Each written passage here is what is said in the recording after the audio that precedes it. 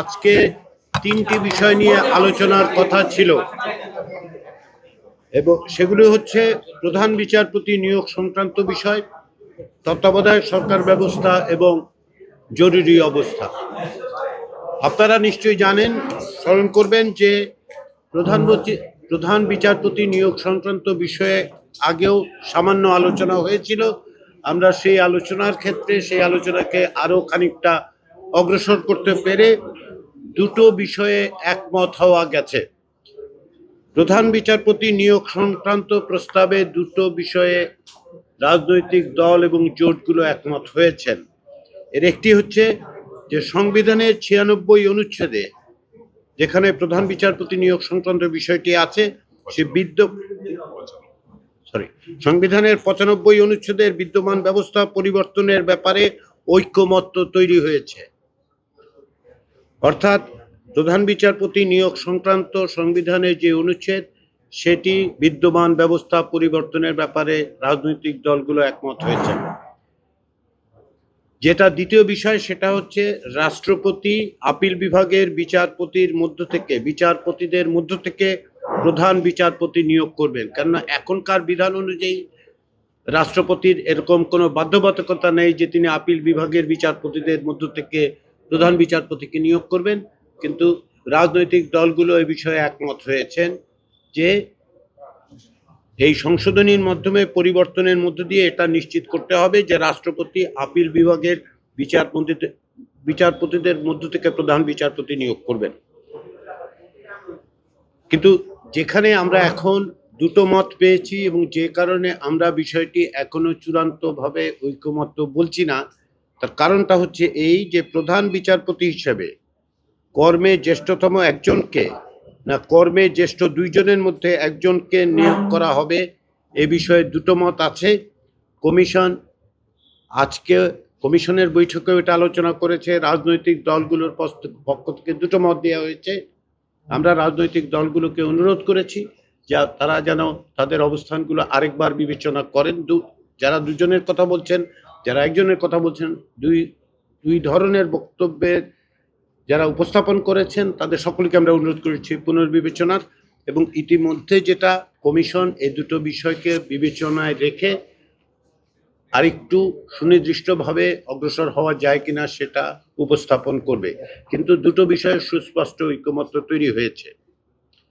দ্বিতীয় যে বিষয়, সেটা হচ্ছে আমরা তত্ত্বাবধায়ক সরকার ব্যবস্থা নিয়ে আলোচনাটা আরো খানিকটা অগ্রসর হতে পেরেছি আমরা।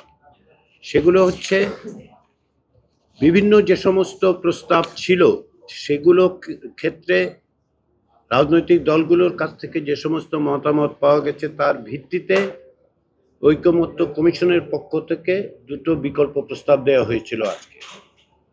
এই দুটো বিকল্প প্রস্তাবের প্রধান দিক ছিল এই যে বাংলাদেশের একমাত্র স্মার্ট সিটি বসুন্ধরা এখন আরো নিরাপদ, আধুনিকতায় আরো এক ধাপ এগিয়ে। তত্ত্বাবধায়ক সরকারের প্রধানকে নিয়োগ করার ক্ষেত্রে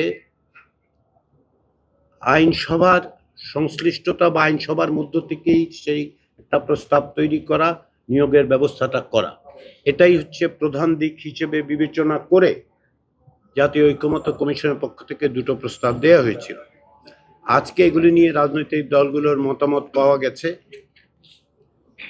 এই মতামতের ভিত্তিতে আরও সুনির্দিষ্ট সুস্পষ্ট প্রস্তাব যা এখন টেবিলে আছে, অর্থাৎ আজকে ঐকমত্য কমিশনের পক্ষ থেকে যেগুলো দেওয়া হয়েছে সেগুলোর ভিত্তিতে, আজকের আলোচনার ভিত্তিতে আমরা আরও একটি সুস্পষ্ট প্রস্তাব হাজির করব। আপনাদের মনে হতে পারে যে তত্ত্বাবধায়ক সরকার ব্যবস্থা যে বিষয়ে সকলের ঐকমত্য আছে, এ বিষয়ে কোনো ভিন্ন মত নেই রাজনৈতিক দলগুলো। প্রত্যেকটি রাজনৈতিক দল চাইছেন যেন এমন একটা ব্যবস্থা করা যা কার্যত যতদূর সম্ভব ত্রুটিহীন হয়, যাতে করে দীর্ঘদিন ধরে যে আন্দোলন সংগ্রাম, সেই সংগ্রামের আকাঙ্ক্ষাটার প্রতিফলন ঘটে এবং ভবিষ্যতে তত্ত্বাবধায়ক সরকার ব্যবস্থা যেন কোনো অবস্থাতেই বিতর্কের মধ্যে না পড়ে। এই সমস্ত বিবেচনা করেই রাজনৈতিক দলগুলো বিভিন্ন বিষয়, বিভিন্ন দিক লক্ষ্য করছেন, আমরা সেগুলো বিবেচনা করছি। তৃতীয় যে বিষয়টি, সেটির 7ই জুলাই খানিকটা আলোচনা হয়েছিল। সেটি হচ্ছে জরুরি অবস্থা ঘোষণা সংক্রান্ত। সেখানে রাজনৈতিক দলগুলো দুটো বিষয়ে ঐকমত্যে এসেছিল। সেটা হচ্ছে যে সংবিধানের 141-এর ক, যেখানে জরুরি অবস্থা ঘোষণার বিধানটা আছে, সেটা সংশোধন করতে হবে। দ্বিতীয় যেটা, সেটা হচ্ছে জরুরি অবস্থা ঘোষণা যেন রাজনৈতিক হাতিয়ার হিসেবে অপব্যবহার না হয়। আমরা সেই জায়গাটাতে আছি। এটাকে আরও সুস্পষ্ট করা দরকার বলে রাজনৈতিক দলগুলো মনে করে, জাতীয় ঐকমত্য কমিশন মনে করে।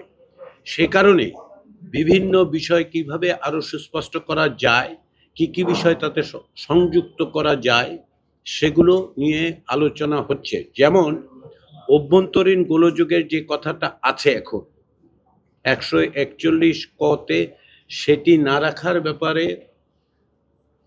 রাজনৈতিক দলগুলো একমত হয়েছেন।